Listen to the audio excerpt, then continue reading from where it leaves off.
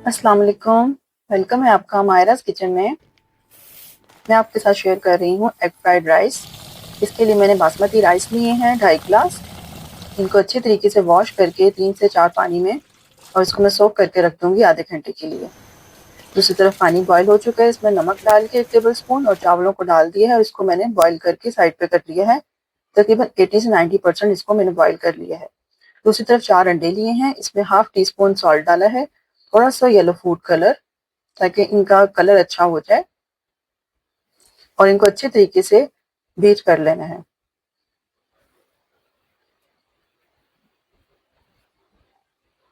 ये देखिए,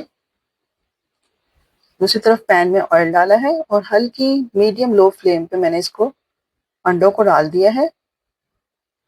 ये देखिए, हल्का सा सेट होने लगे तो इसको स्पैचुला की मदद से इसको इस तरीके से छोटे छोटे पीसेस में तोड़ लेना है।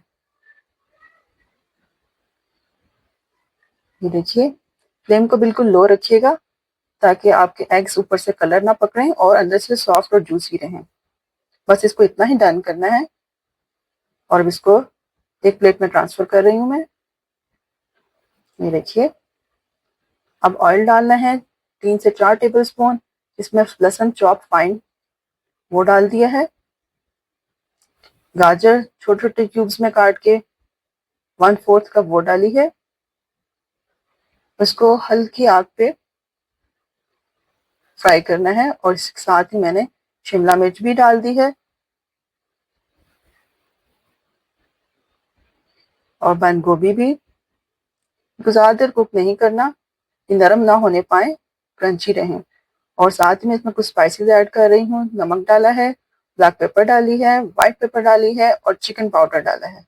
चिकन पाउडर लाजमी ऐड कीजिएगा, इससे बहुत मज़े का फ्लेवर आता है। बस इसमें अब हमने बॉईल किए हुए राइस डाल देने हैं और साथ ही जो हमने एग्स तैयार किए थे वो भी डाल दिए और अच्छे तरीके से इसको मिक्स करना है और सिंपल से इजी से क्विक से एग फ्राइड राइस तैयार हैं।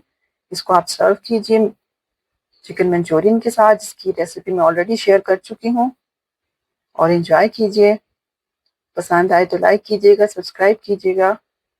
Thank you for watching. अल्लाह हाफिज़।